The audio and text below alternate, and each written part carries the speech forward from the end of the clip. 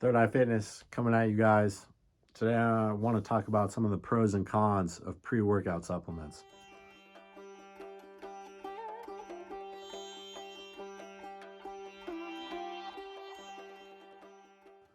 Now, if you've been watching my videos, you know I'm not a huge proponent of supplements. I think they can have their place if you're actually deficient in certain things. For example, a lot of people walking around, at least in this culture, United States, are deficient in vitamin D. I think that's good to be supplementing with vitamin D, right? So if you use supplements as what they are, a supplement for a deficiency or assistance, I think they have their place. I think pre-workouts, I go back and forth with this. I actually had to write out a pros and cons list to this. So I'm going to be going over some of my opinion on the pros and cons of pre-workout. Now, I know there's a ton of different kinds of pre-workouts out there. I'm specifically talking about like the high energy, high caffeinated pre-workouts because I think it could be a whole other topic talking about the stimulant-free pre-workouts, but 9 out of 10 people I know who consume pre-workout are definitely taking stim pre-workouts, meaning caffeine or guarana or other various stimulants in them.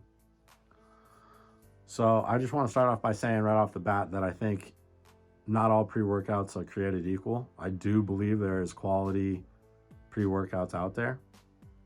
The problem with, I think, 90% of them is they use what's called proprietary blends. I'm probably butchering that. But it basically means they throw a whole bunch of ingredients in there. They don't tell you specifically how much of each ingredient, right? It's just a blend of all this stuff that might be good, but the dosing might be so low that it's not really having the effect that it's intended to have. And so companies do this because they can basically use very little of ingredients, not cost them very much to manufacture it, and then, sell it for 40, 50, 60 bucks and have a huge markup on that. So right off the bat, if you're gonna consume pre-workout, look for ones that do not use proprietary blends and just tell you specifically how much of each ingredient is in there, because there are pre-workouts that don't use those blends and specifically tell you, and that's always a good sign, because if they're telling you how much of each ingredient is in there, hopefully they're confident in the dosing and that they're using adequate doses of these ingredients to give you the benefit that you're looking for. Because a lot of times these proprietary blends, they're just cramming caffeine in there. Caffeine is not expensive, and then they'll use very little of the other stuff. But yeah, I wanted to talk about some of the pros and cons. So con of caffeine is that it restricts your blood vessels. So while your energy output, and you might feel more pumped working out, it's actually probably going to take away from the pump, the vascular look. I notice the times I'm most vascular, obviously my body fat needs to be low, I need to be in a calorie deficit, be during my cut. The times I'm most vascular is not when I have caffeine, but when I consume sodium before I lift. That's when my veins really come out. So if you're looking for a pump, I would recommend sodium and sodium products such as like pickles and foods that have quite a bit of salt in them before you lift. Now, you have to be careful with salt too, depending on your body and how much salt you get throughout the day. But if you're like me and you're prepping 90% or closer to 100% of all the food that you eat, you're only getting the salt that's in those foods. And I also don't recommend eating things that are in packages because they have a lot of salt. So if you're making things from fresh food, you probably need a supplement with some sodium. So that's when I choose to do it, is as a pre-workout. A pro of pre-workout, or caffeine specifically, is, it's been shown that you can lift heavier weight, maybe have more energy output, maybe last longer in the gym. Those are all great traits. I think they deserve to be acknowledged. Another con of caffeine is it can cause disruptions in sleep.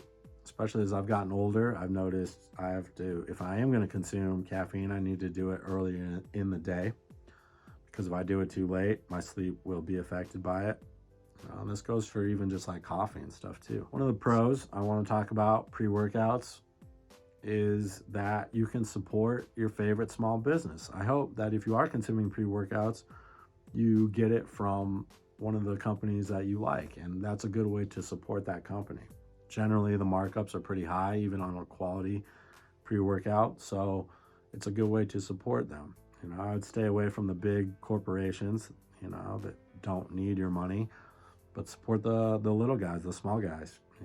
When I buy pre-workout, it's always from super small brands that I resonate with, think are doing good things.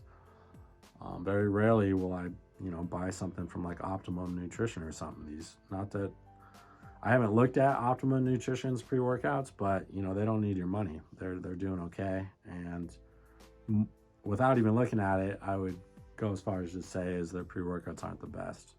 They don't have to care as much about quality because they have that name recognition. They know so many people are going to be ordering from them regardless, that their quality can slip a little bit. The con of pre-workout, even non-stimulant pre-workouts, is you can build a dependency on these things where you feel like you need them just to work out, just to hit the gym. And you never want to be in that scenario. I remember I'm old enough to know about the old school Jacked 3D days, old school Jacked 3D. I think they have the DMA in it.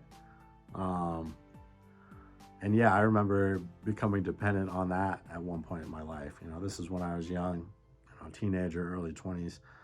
And yeah, I felt like I couldn't have an effective workout unless I had my scoop of Jacked. They came in these really small tubs, super concentrated.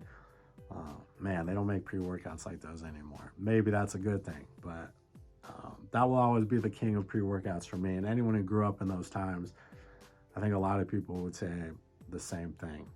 Another con of pre-workouts is some of them use a lot of sweeteners, whether that's stevia or other various artificial sweeteners. They generally make them artificial because they don't want to add a lot of calories to the drink, obviously. But I'm not a big believer in aspartame, and I think even stevia can be harmful if consumed too much. And I was kind of shocked at how much sweeteners goes into some of these zero calorie pre-workouts. There's still a tremendous amount of sweeteners that go in. That's why they taste good. I get it. But, those can be harmful on the body as well. Another con, pre-workouts, is it can strain the heart. Going back to talking about the Jacked 3D, I think, everyone knows that story of that U.S. soldier who passed away. I think he had a heart attack when he was running after taking some. I think there's a time to take it and a time not to. I don't know if he was using it the most responsibly, but the point is he passed away and basically changed pre-workouts forever after that. But they can strain the heart. I'm not saying you're going to have a heart attack, but they can put strain on the heart because of those stimulants, And if you're working out hard anyway, like cardio or stuff that's really going to be pumping that heart, you probably should stay away from pre-workouts, or at least the high stim pre-workouts. You're not trying to, have your heart explode. Another con I'm going to throw in there is it can increase your breathing rate. So lets you not be as focused on your breathing, makes it not as slow.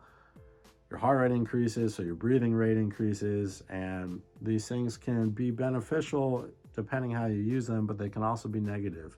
So it's important to be careful with how you're using pre-workout. Yeah, so, for me, overall, a lot of times when I go to the gym, I don't have any pre-workout or caffeine beforehand. I'm just having sodium, maybe some glycerol if I'm feeling like I didn't drink enough water that day, help with the pump. And then when I do consume a stimulant, 9 times out of 10, it's black coffee. Throw some of my herbs in there, make it an herbal coffee. And then, the 1 out of 10 times I will take a pre-workout from one of the small businesses that I love. So yeah, I think I'm not here to tell you don't take pre-workout. I'm not here to tell you to, but I am saying there's big money in it. It's a big industry. Be conscious about the pre-workout that you decide to purchase and use, and pay attention to how you feel on it. Placebo is a powerful thing, guys, and sometimes that alone can make a pre-workout seem godlike. But I will say this, nothing's been made since Jack's 3D, the old school pre-banned one, that has compared. I haven't found anything that compares to that. And so I kind of fell off the pre-workout bandwagon. But yeah, give them a shot. Pay attention to the ingredients. Look at the back. It'll be clear if they're using proprietary blends. And, really stay away from those.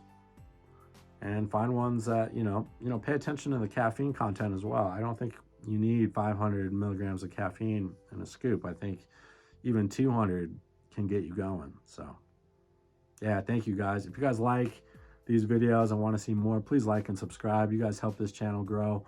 So appreciate you guys. Third Eye Fitness coming out.